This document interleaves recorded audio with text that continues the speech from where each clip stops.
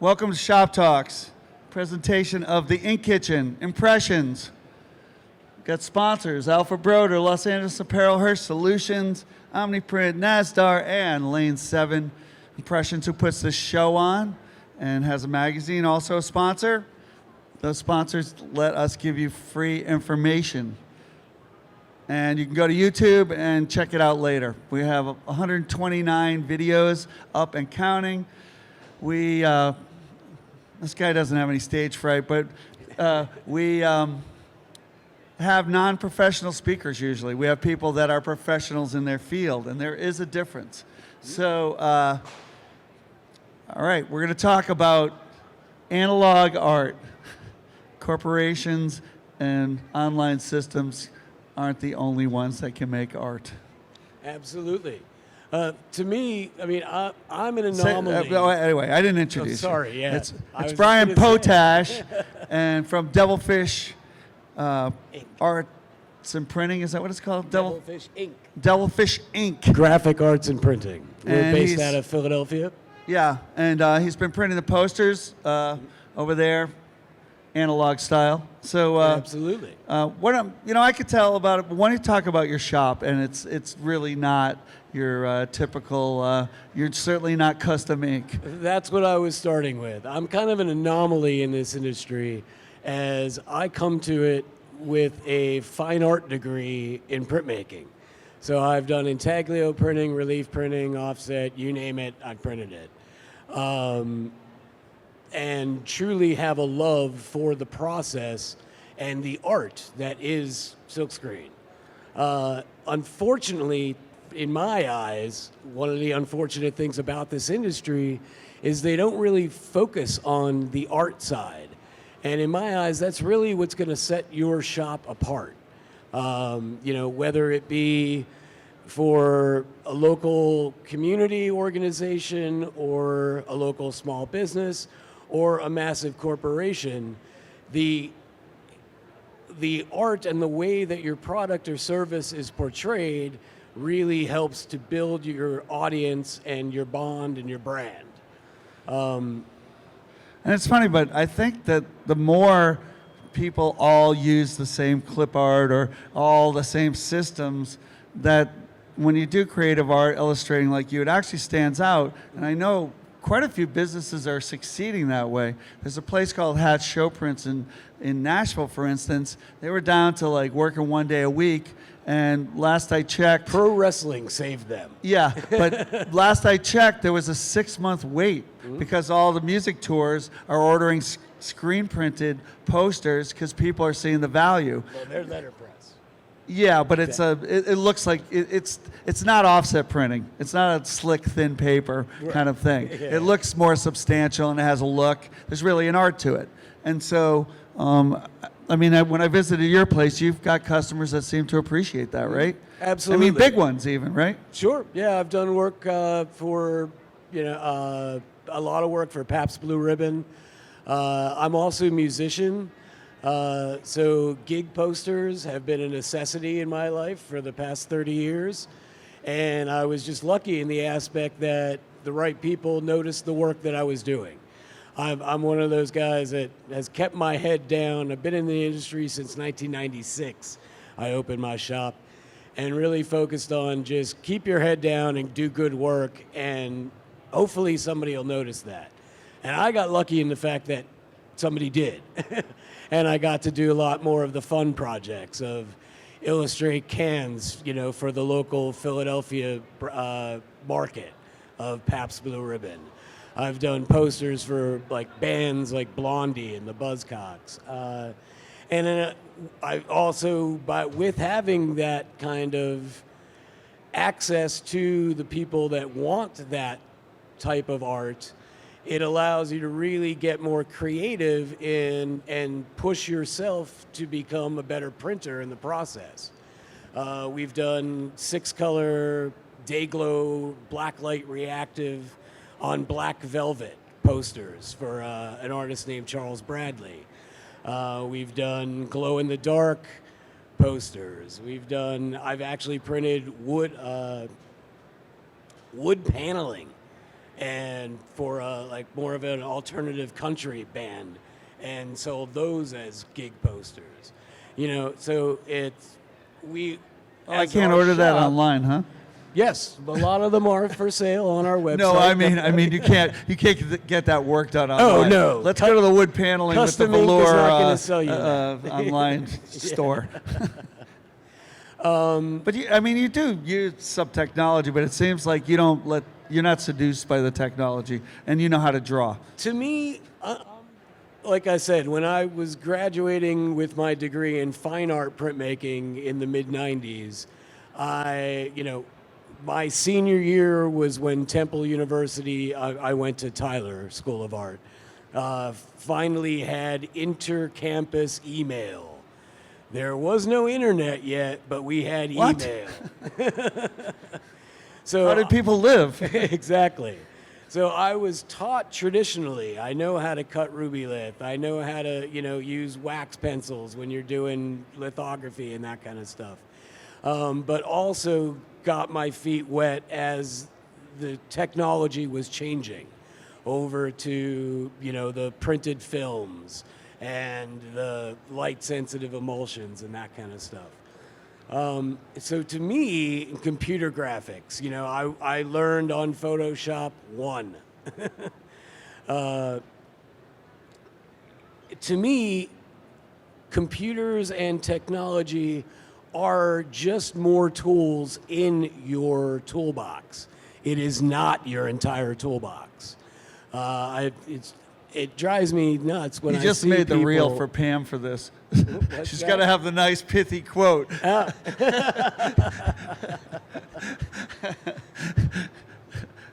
You're welcome. We can get down from the stage now.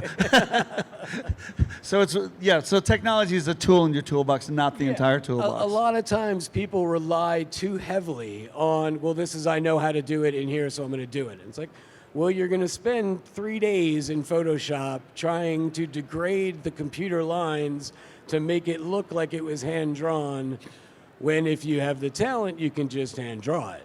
Or if you don't have the talent, contact somebody who does, and that's going to make your products look better. Even, it might not be as profitable if you're paying somebody outside of your own art department, but if the job and the client comes back and says, well, we sold those 1,000 t-shirts in a week and a half, we need more, you're already getting your return on your investment. That's funny. I never thought of it till you just said it. But never has it been easier to find via the internet people that do draw.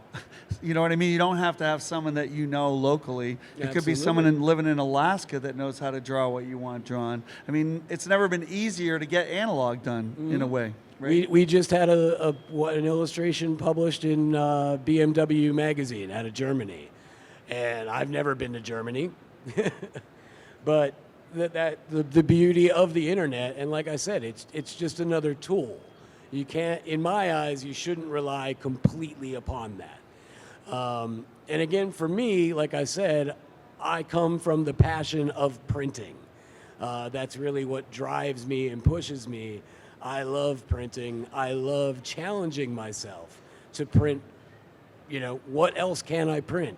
We recently had a client contact us who was a historic Langhorne is a town just north of Philadelphia, and what their town library was built in the 1600s, is a national landmark, and they needed to replace their slate shingle roof from the 1600s.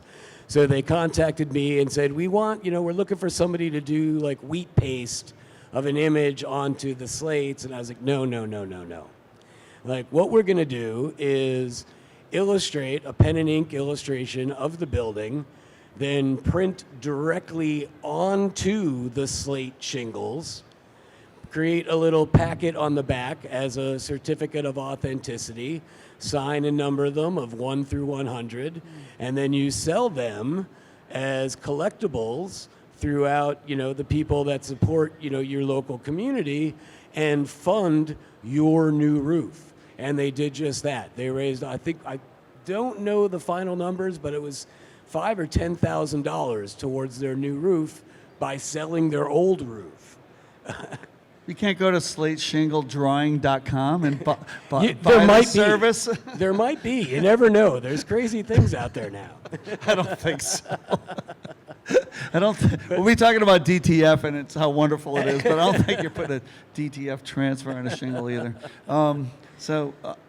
It's kind of actually was really, heartening to see that you make a living doing this, and you have for a long time, actually, I'm right? incredibly lucky to. I've turned my hobby and my passion into my career. And, anybody that has been successful and done that, there's nothing else like it, and I've built that. I'm not chasing the 50,000 t-shirts at $2.25, get them out, and get them out the door in 12 hours. That's not what I want to do with my life. You leave it to me. Exactly. The money is probably better than scouring the world for those guys that do want to pay. Some days it is a not. few $100s for a drawing, but That's funny because yesterday Stan was talking about it, about something else. Stan Banks, about like people that don't know what direction. Like if you're passionate about something, it's more likely to succeed. Mm-hmm. You're passionate about analog printing and artwork, and you've pursued that. I see somebody in the audience here I know loves rock and roll, so printing T-shirts for that, it's like kind of goes to hand in glove. You're going to succeed at it if you're really passionate about it, because the inevitable things that don't go right, you're going to persist because you actually like doing it. absolutely. I'm sure you've had a few bad weeks. I was telling somebody this week when we were going through my portfolio, the 6-color blacklight reactive poster that I was talking about on black velvet. Awful experience. If you've ever tried to screen print on black velvet, talk to me. I can save you hours of banging your head off a wall. Finally, after reverse engineering everything, got it to go. Ended up having to redraw the art 3 different times. So I was probably at about 600 billable hours for this illustration. Totally not making money off it at all. But What, you don't call 50 cents an hour making money? But again, the passion, and for me, the payoff was, so it's Sunday night, I'm in my shop. Again, this is probably 60 hours over 3 days that weekend, because it needed to be, 2 Pabst Blue Ribbon by 9 a.m. to go to press, because they were printing comic books for the music festival. So I was like, all right. And the artist, Charles Bradley, was performing downtown Philadelphia. I was like, I can't believe I'm not going to go to the show because I'm sitting here drawing this guy. And finally just said, you know what, screw it. I'm going to the show. I'll come back. I'll work until, 9 a.m. and get it out. I'm so glad I did, because I went and I took, a little sample of what I was working on, talked to his manager, actually got to meet him after the show, showed him what I was working on, and he broke down into tears, hugged me and said, thank you for portraying me as something so beautiful. So for me, as someone who is inspired by his music, for me to have him and that visceral response to art was the payoff, was like, okay, thank God I spent 600 hours on this and got it to where I'm happy with it, because it does make a difference. Wow. I'm going to go home. Are we done? I don't know. I don't think we're going to get any higher than that. That was awesome. That was a great story. Maybe some questions. Sure. Any questions? You guys, who's like a decorator and who's, all right, you're a decorator. Who's an artist? Any of you draw? Who draws?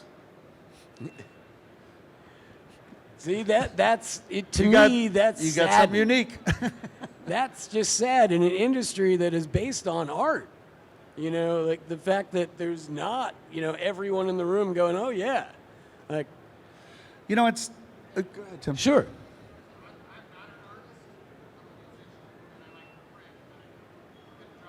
You're still an artist as a musician. So the comment is he's a two-part, so he makes. I don't. He's a musician, not a fine artist. Yeah.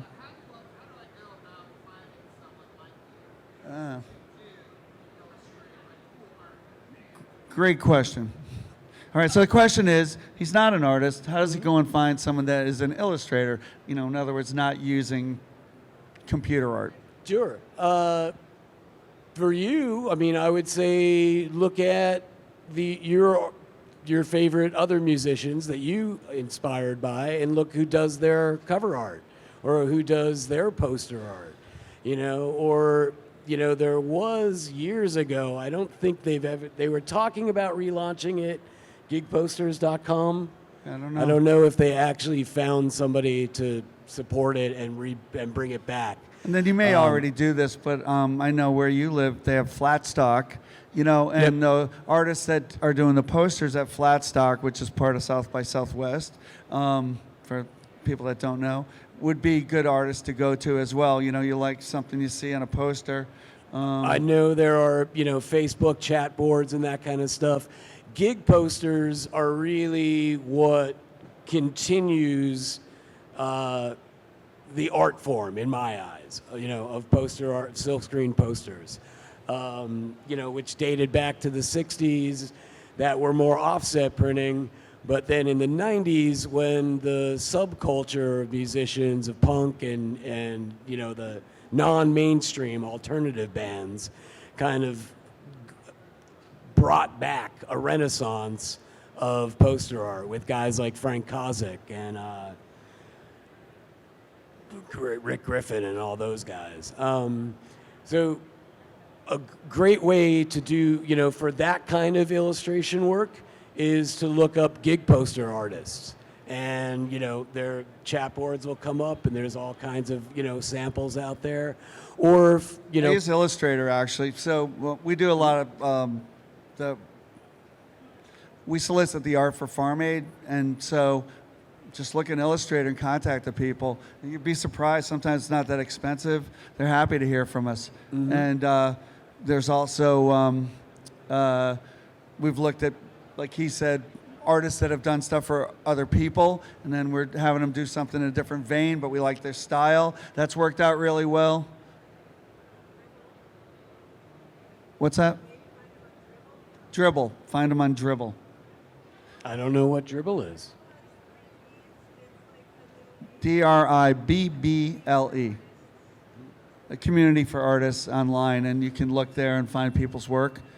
Put your art, put it there. You learned something there, buddy. Yeah, I'm learning stuff. I love it. So that's a good place. Ask around, like the wider the net, the better you'll find anything. Oh, that's a good question. What should you expect to pay for original illustration?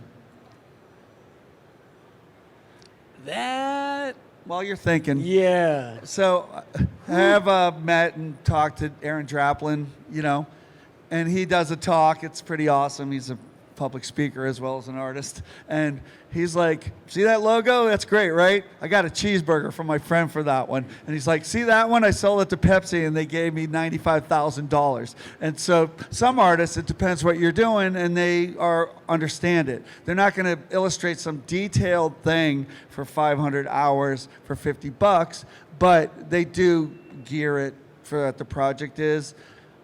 I've been afraid to ask somebody because I think it's not enough, and I'm just apologetic about it, and they're happy to get the money. So it really varies, Don't take advantage, and don't be afraid. I guess something in between that. And finding the right person that wants to do your project, you're going to end up getting a better deal on the art because they're passionate about it as well. But the work is actually going to be better as well. If you can find somebody that's really has invested interest in what they're creating, the end result is going to be heads, and tails above the guy that's, it's 3:30, I'm out at 4:30, yeah, I'll do that design now, and hit 123 RF and download something and do a curved text over it. Also, most illustrators or certainly designers, if they're working up something, they will work up a lot of options. And so if you hit the right thing, they already have something that they can turn into your project. That happens a lot. There's one guy I work with, he makes like 10, 20 things for a big project, and then the leftovers, when you try to hire him for something, you don't have a big budget, he'll just turn that into your thing. It's great stuff. One of the ways that I handle that is to try and alleviate that tension of, well, how much is this going to cost? Is I ask, well, what's your budget? What would you like to spend on this? Because then that's going to tell me immediately, like, okay, they have $100 to spend on this. I know I'm not going to start with pencil sketches that are going to take me 3 hours of 4 concepts.